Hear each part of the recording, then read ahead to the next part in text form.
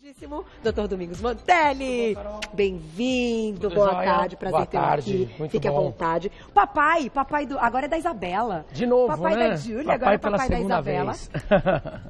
Seguinte, você está aqui por um motivo hoje muito importante e especial e a gente vai colocar um VT de abertura para vocês entenderem a história inteira. Vocês ouviram falar da esposa do Estênio Garcia? Está em coma porque ela foi retirar um mioma. E aí, o que aconteceu? Olha lá.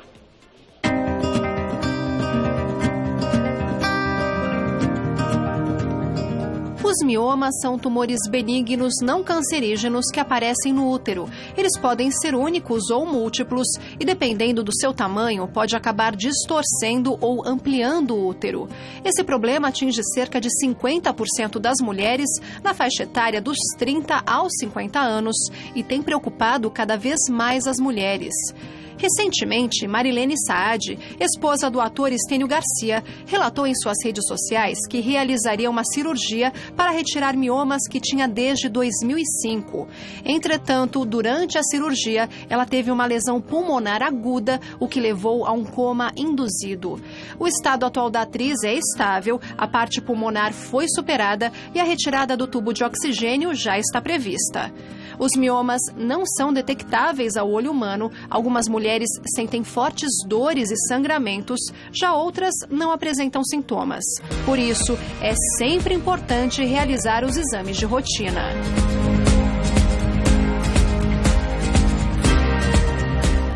Apresentamos aí essa abertura contando o caso da esposa do Estênio Garcia, Marilene Saad, certo? Atriz.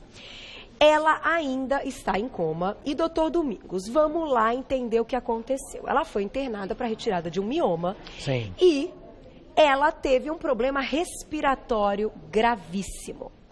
Esse quadro é um quadro comum?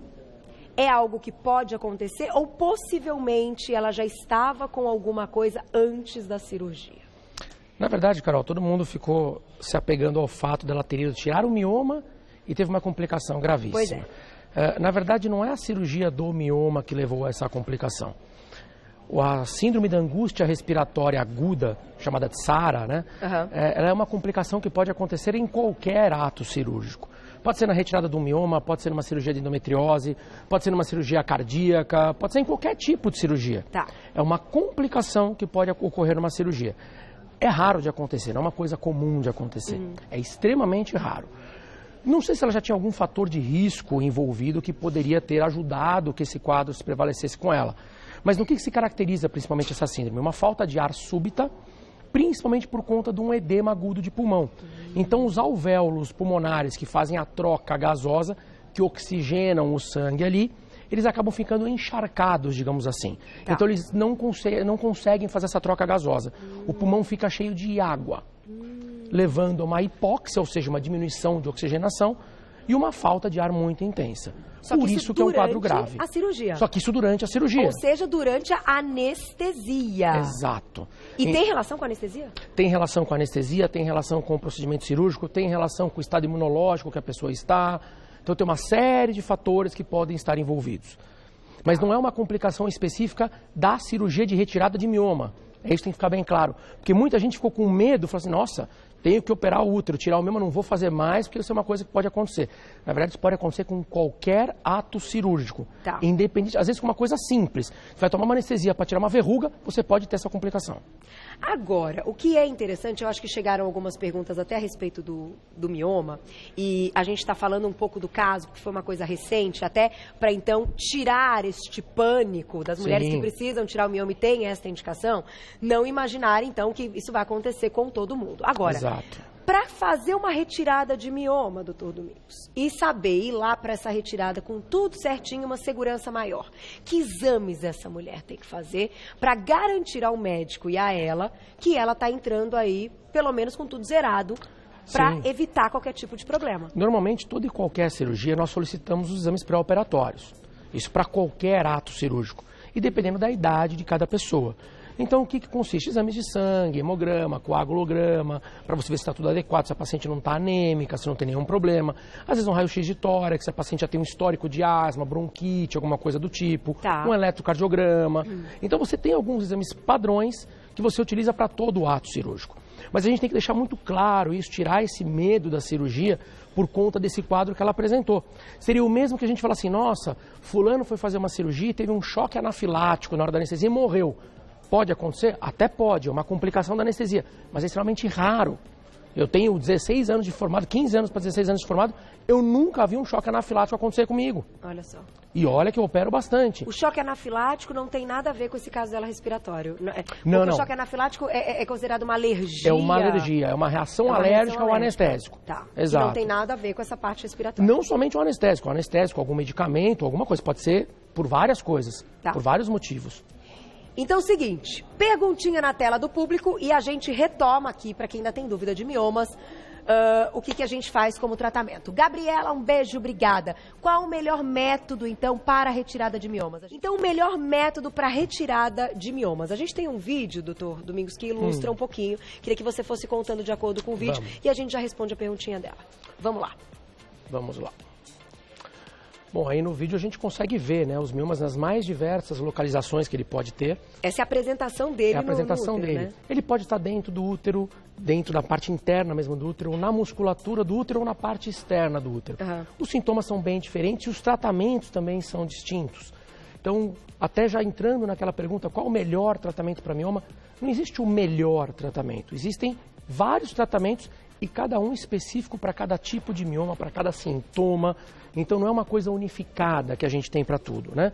Então, ali estão mostrando, por exemplo, um dos tratamentos que podem ser realizados seria a embolização da artéria uterina para a gente, entre aspas, tentar matar esse mioma, para que ele diminua. Isso a gente pode fazer. Ele joga algumas esferas, olha lá que legal, entra com um catéter e algumas esferinhas vão ser soltas lá dentro para obstruir a chegada de sangue. Ou seja, esse mioma vai parar de ser irrigado e, consequentemente, ele vai diminuir de tamanho. Isso pode ser feito tanto para que não se faça uma cirurgia ou, em casos de miomas muito grandes, diminuir bastante o volume dele antes da cirurgia. Então, é uma técnica menos invasiva, bem bacana também, uma das mais modernas. Nesse caso, também precisa de anestesia. Sim, é um procedimento cirúrgico então, também. Então, aqui a gente nem vai discutir que técnica ela estava utilizando na cirurgia que ela passou, mas todas elas é preciso anestesiar o paciente. É claro. Por exemplo, quando a gente fala de um mioma, uma mulher que já está nos seus 50 anos ou mais, está perto da menopausa ou já está menopausada, muitas vezes a gente já não pensa em retirar o mioma, e sim em retirar o útero. Já que aquele útero acaba não tendo mais função, já que a mulher já está na menopausa, então você retira já o útero todo. Então a cirurgia já é a histerectomia, que é a retirada do útero completo. Agora, se é uma mulher jovem, que pretende ainda ter filhos, a gente vai pensar em conservar aquele útero e retirar apenas o mioma. Então vai depender muito da localização também, do tamanho, dos sintomas e de que faixa etária essa mulher está e o que ela pretende. Agora, olha essa perguntinha aqui interessante na tela. Dai, obrigada. Pode causar infertilidade? Hoje é uma das causas, o mioma? É uma das causas. A gente tem que entender a infertilidade como uma dificuldade para engravidar e ou de manter a gravidez até o final. Perfeito.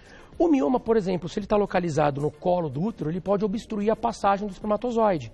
E essa mulher não consegue engravidar. Vamos dividir tela e colocar o videozinho de novo, que mostra esse monte de miominha assim, ó. É interessante isso, até pra gente visualizar. É bem interessante. Muitas vezes o mioma pode estar dentro da cavidade uterina e na hora que o embrião vai se fixar, ele não consegue se fixar e a mulher tem um aborto. Então ele acaba sendo, nesse caso, uma das causas de um aborto de repetições. Então, dependendo da localidade, esse mioma pode sim ser um fator de infertilidade. Agora, se ele está na parte externa do útero, como a gente viu ali, que ele pode estar pelo lado de fora, geralmente esse mioma não compromete a fertilidade feminina. A localização então é algo fundamental. É algo fundamental para nós sabermos se está ou não relacionado com a infertilidade. E estão perguntando a respeito de algum inchaço abdominal ou quais seriam esses sintomas e até dor, né?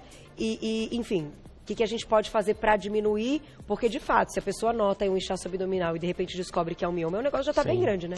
Com certeza. Já vi miomas tamanho de melancias. Jura? Sim, parece que tem o tamanho de uma melancia dentro. É uma coisa absurda. Nesse caso, uma coisa importante a gente dizer, mioma não dói. O mioma não dói. Quando que ele dá dor? Quando ele cresce ao ponto de comprimir outros órgãos ou terminações nervosas. Aí ele passa a dar dor. Então, um mioma na parte posterior uterina, que vai comprimir alguns feixes nervosos, vai causar dor. Ou se ele cresce e começa a empurrar os órgãos abdominais para cima, ele vai causar dor. Entendi. Agora, ele por si só, paradinho ali, pequeno, no útero, ele não tem capacidade de dar dor, ele não tem inervação para esse tipo de dor.